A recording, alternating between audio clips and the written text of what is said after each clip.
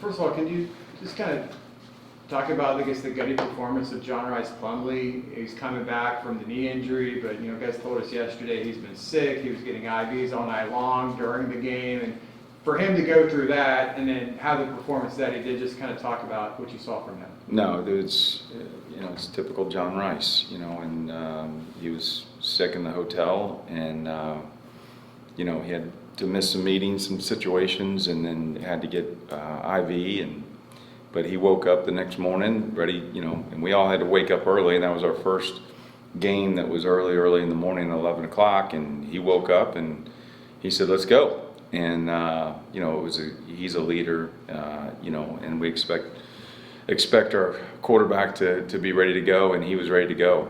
He had to get some more IVs before that, and again, really proud of how he performed in the game. And again, in the first quarter there was some stuff that he was working through, but then he worked through it, and I was really proud of him.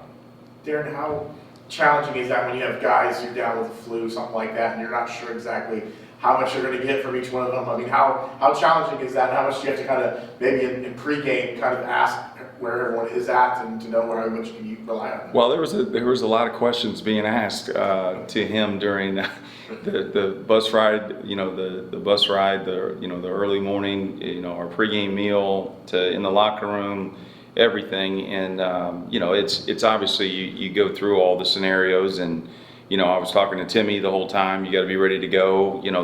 So it's. And then game plan wise, you're shifting a couple things around to see if what's going to happen. But the bottom line is that he was, when we went out for pregame, he was throwing the ball very, very well, and again, I'm very proud of him.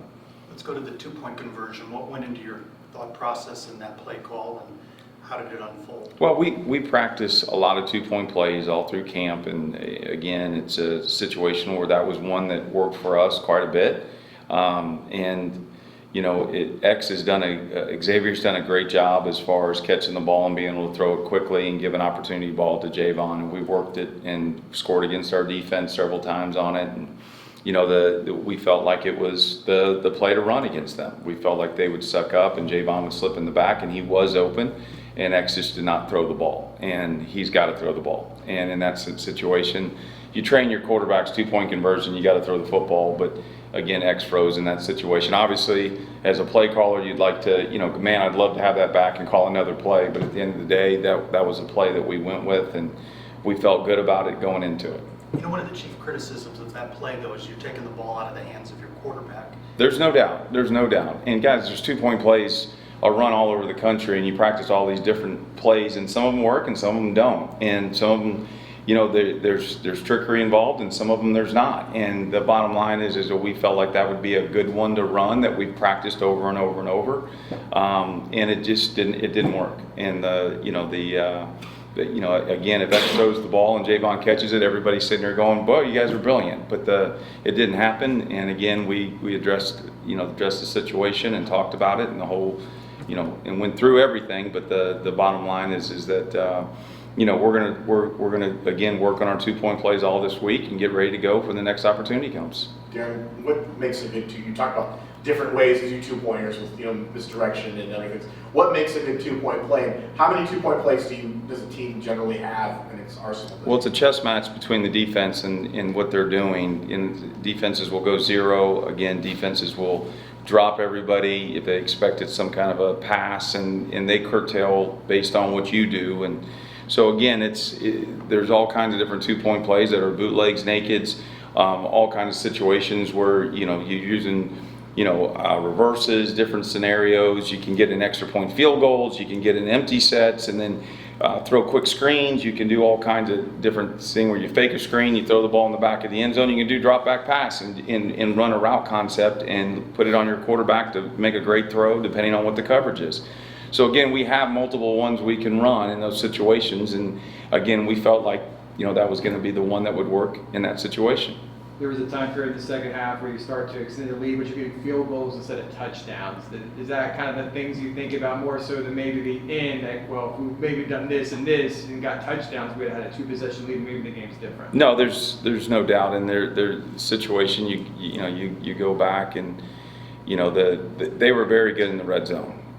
And so, the other thing is just, I wanted to make sure we ended with points, but the bottom line is we can be more aggressive in the red zone. There's no doubt about that. And, put our players in a situation where we can throw that ball into the end zone. We thought we could, again, it's all based on whether or not they're playing their zone and playing the coverages. We don't want to turn the ball over in the red zone.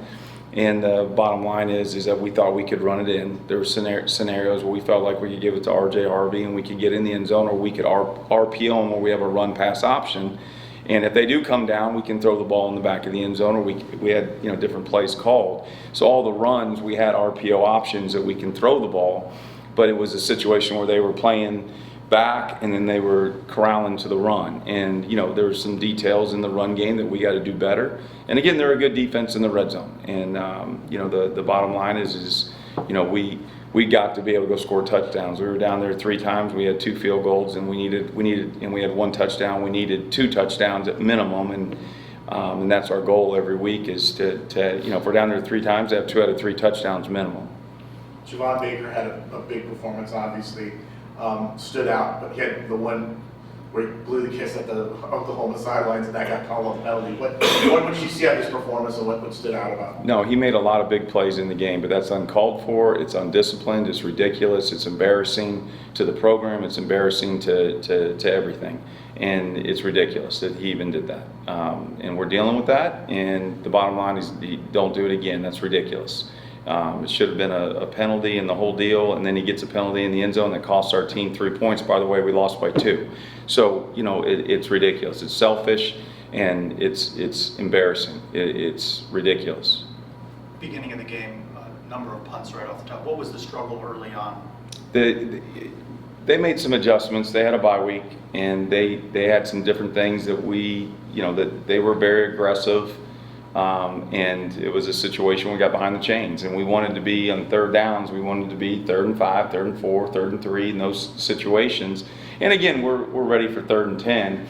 But a lot of their turnovers, and again, where you saw scores with Oklahoma where they scored 70 and all these points, is because the offense would sit there and throw pick sixes and do crazy things on 3rd and long situations. They had 12 turnovers on 3rd and long situations. So it was, a situation for us where we wanted to make sure that we were smart in that situation. But the bottom line is that we got behind the chains in those first 4 drives. We also had some adjustments that we had to make. We made the adjustments as we went into the second quarter. And obviously we want to start better. That's 100%. And, but the good thing is that we, our defense played very well, kept us in the game. And again, it was a situation in the second quarter where we made those adjustments. And again, we had consecutive drives after that, which we scored. As you noted, you guys had to make some adjustments coming out of the first quarter. But what does it say about the team that they were able to kind of keep their cool and not make some of those mistakes that Oklahoma tends to take advantage of and then find their way back? Yeah, and there's no doubt, Coach Malzahn was awesome during that time, going, guys, just keep fighting, keep fighting, keep fighting. And again, we stayed together, and then we took the lead, and that situation again. It was good though, going in, and again, we don't get that dumb penalty in the end zone and don't put our defense in a bad situation. But it was good going in at halftime, going, guys, look, we can play with these guys. There's no doubt about that. How much did that draw play, I think it was to RJ, that kind of set up that first score? How important was that to kind of loosen the lid a little bit and give you guys a chance to breathe and say, like, hey, we can gain yards on this team? There's no doubt, and it was a situation where they blitzed the corner right there, and we slid right into it perfectly, and it was a well executed play, and that's what And again, that's again, we practiced for 2 weeks on that play. Again, just detailing it with all the different pressures, all the different situations, and it did help us in the game, and it was huge.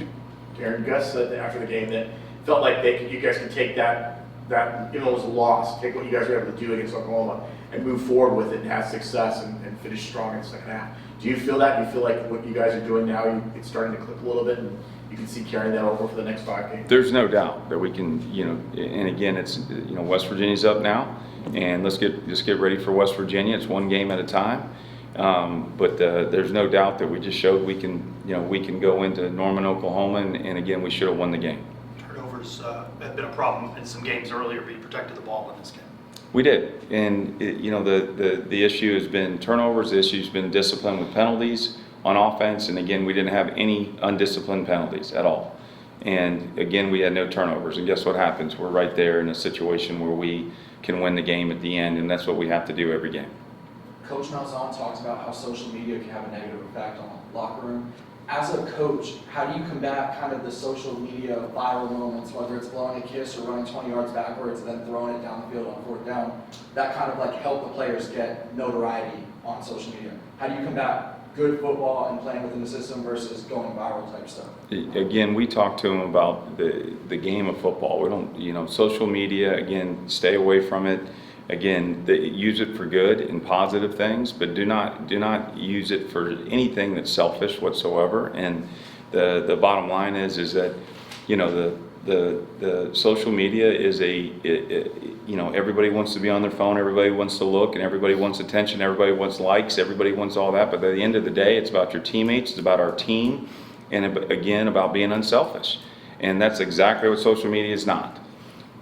What does it mean to have John Rice Plumlee back? Yeah, I guess the hope is every week his knee will be closer to 100%, but even not having 100% John Rice yesterday, even being sick, what would it mean for this last half of the season, hopefully that he's closer to 100%? No, he took huge steps forward, and it was, and again, Oklahoma's a very good football team and good defense, and again, I'm very proud of him where he's at, and we got to go keep taking steps forward in his leadership and who he is as a person, and then be able to see him continue to grow and continue to get better and get to that 100% mark as we're at every single day. And he's in there rehabbing right now as we speak. He's in there rehabbing after practice. How do you evaluate your running backs, more specifically the offensive line and what they were able to do with the running game?